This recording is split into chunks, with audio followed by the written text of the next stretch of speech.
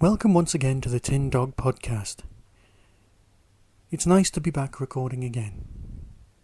So, what will we be talking about this time? I have been asked by many people to discuss the 2005 season, or the Ninth Doctor's time. Well, I'll be doing that. But I won't be starting with the Ninth Doctor Christopher Eccleston. I'll be starting with the Ninth Doctor Richard E. Grant. But before I do that, I'm going to talk about something that happens on I think it's the 5th or possibly the 6th of November, which is the release of the Season 3, or the 2007 season, the current one, on DVD. I've been sent a set by 2Entertain, who are the people who release the DVDs for the BBC to review, and I must admit it's a very, very nice thing. You get 6 discs, which is a bit of a bonus in comparison to the 2005 season. So what do you get? Well, 14 episodes. That includes the Christmas special from last year, which is the one with Donna in it. And of course, you get all the episodes that you watched on TV, all with commentaries, different to the ones you could download. So if you're in it for the commentaries and the extras, not a problem. And I suppose that is the problem when it comes to Doctor Who box sets. You watch the episodes, you tape the episodes off the TV, you've got them already. But of course, that could be in breach of copyright. So why should you buy this set? It's the extras. That's what it comes down to. Obviously, you end up with episodes without the credits being all squashed up. You get to hear the full music without somebody talking about Strictly Come whatever it is at the end. And that sort of thing. And only Joseph will do. Oh. Have I digressed again? I suspect I have. It's the extras. That's what you want. You want to watch them. So what do you get? Well, you get outtakes. And let's face it, that's what we've always wanted. Unfortunately, they're not the fabulous things that you expect at the end of Smokey and the Bandit. They are people just sort of tripping over lines. There are deleted scenes. Now, it's useful, in fact, from a production point of view, it's very useful to see what Doctor Who raw footage looks like before it gets put through that rather nice digital processor that gives it a sort of filmic quality. It does look, as far as the untrained eye is concerned, in the deleted scenes, which of course haven't been treated, that you're watching some sort of student project. It's a very odd thing to witness. The deleted scenes consist of stuff from across the board, well worth having a look at. But my favourite part of this is where David Tennant speaks directly to camera. Now, David Tennant, in the story Human Nature, is talking, giving instructions to Martha. And then there's a bit where Martha fast forwards, and then she gives, the last one, which is what we saw as viewers. But here you get to see it completely unedited. And you see the Doctor give his 6 instructions, and then he goes into this huge monologue about how he went to his favourite gig, and it was the House Martins, and then they broke up very soon after that. And it's a wonderful moment. And then he snaps straight back into the Doctor, straight back into the scene. It's really, really, really good. Of course, Disc 4 is the one that will take the hammering from your machine. You'll probably just leave it in. It's got Human Nature, Family of Blood, and Blink on it. Of course, included are David Tennant's video diaries, which, as far as I'm concerned, are almost the highlight of the whole box set. What is missing? Now, there's possibly 2 things missing from this set that I think I would have put in. One is the animated story.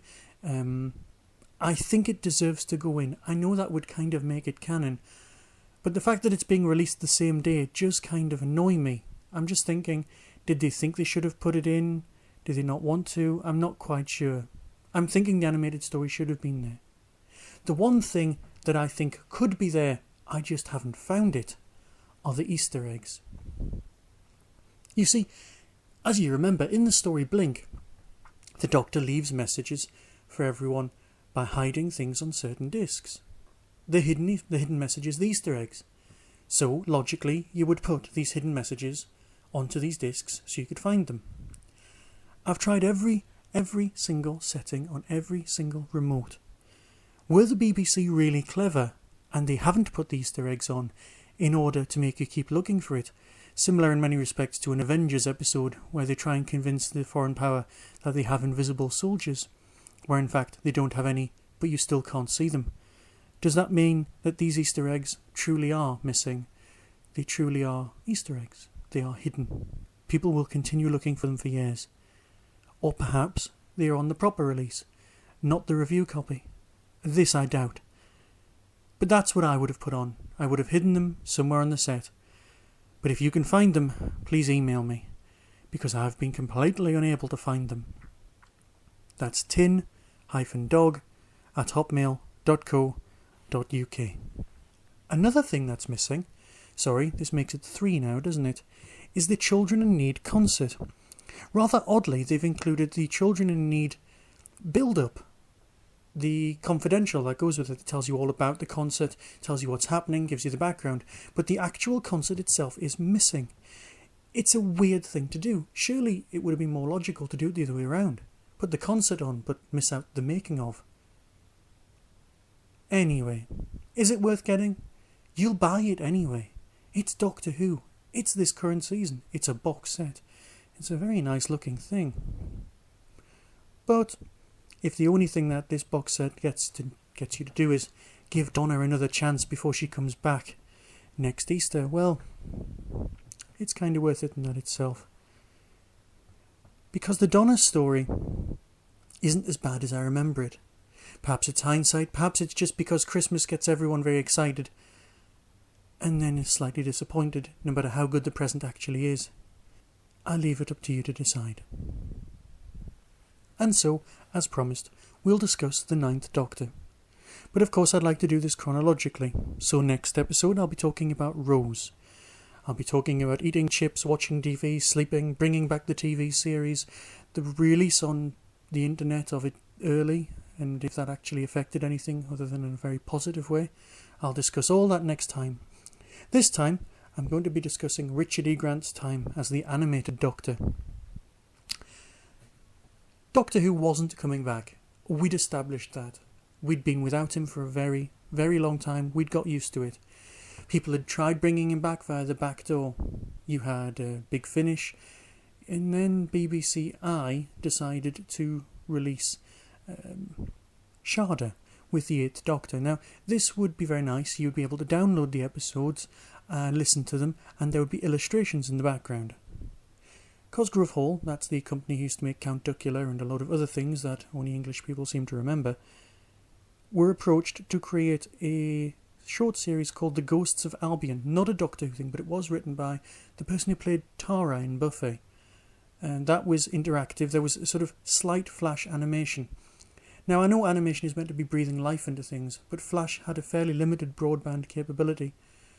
And broadband was in its infancy in these days. And we are talking, 7 years ago?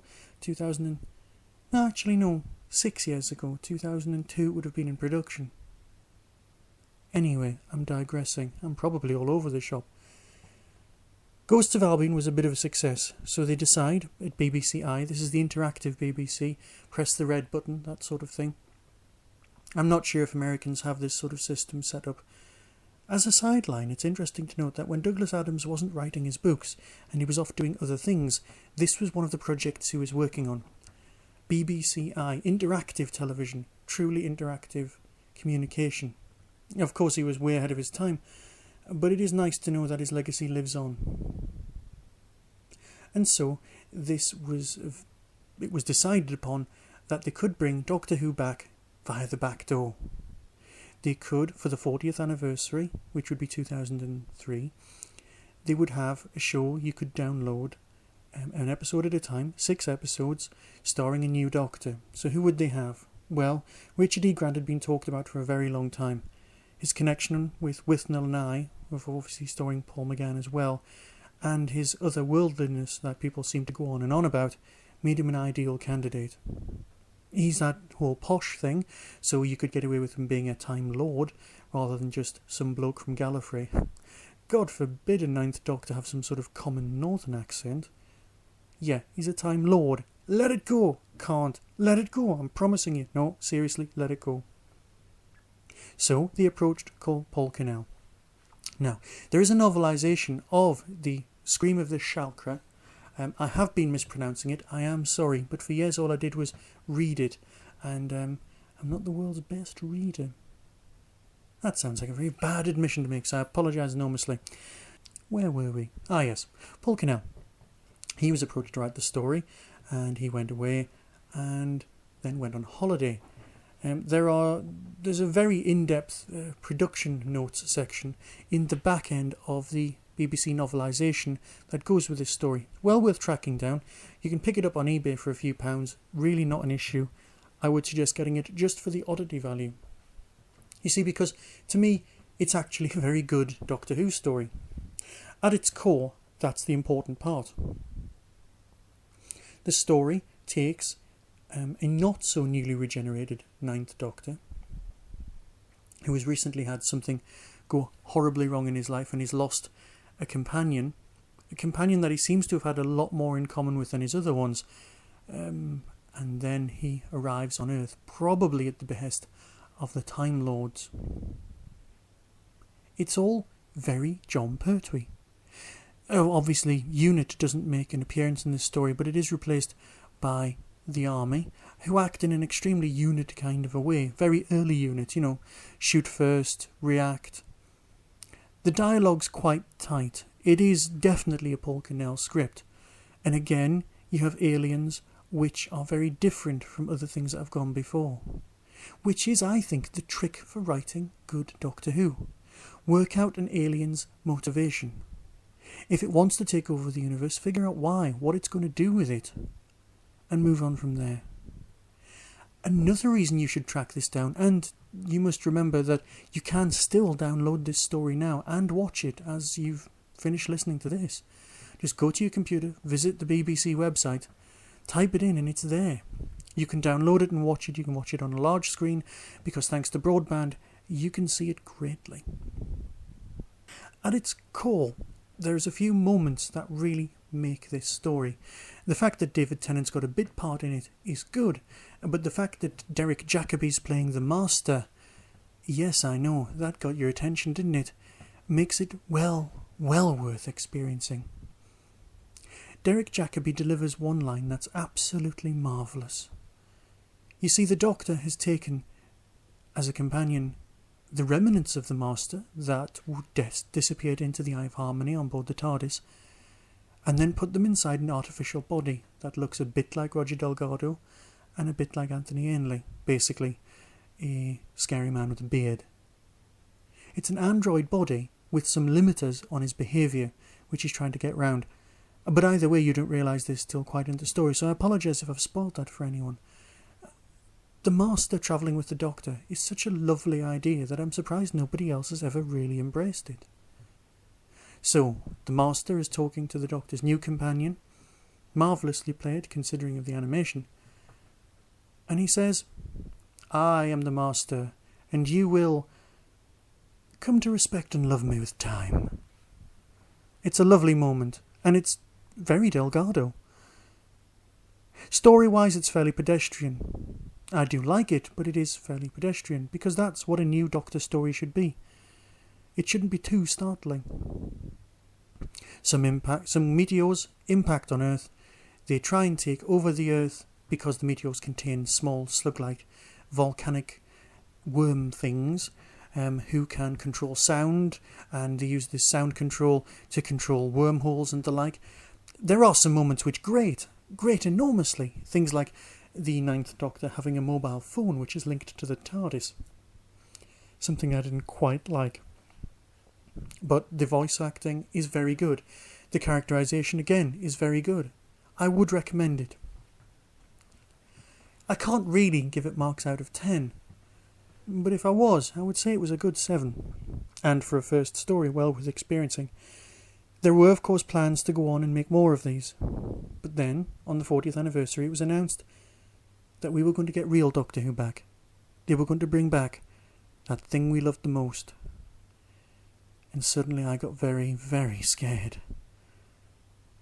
I'd seen what they did to the show. Somebody at the BBC thought that Children in Need special thing, that Curse of the Fatal Death, was a good thing.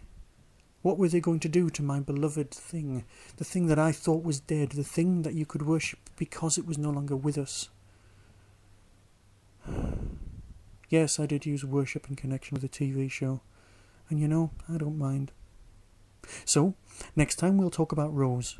And we'll talk about the rest of the 2005 season. One story at a time. Be seeing you. You have been listening to the Tin Dog Podcast. To contact us, please email tin-dog@hotmail.co.uk. Doctor Who is a registered trademark of the BBC. No infringement is intended.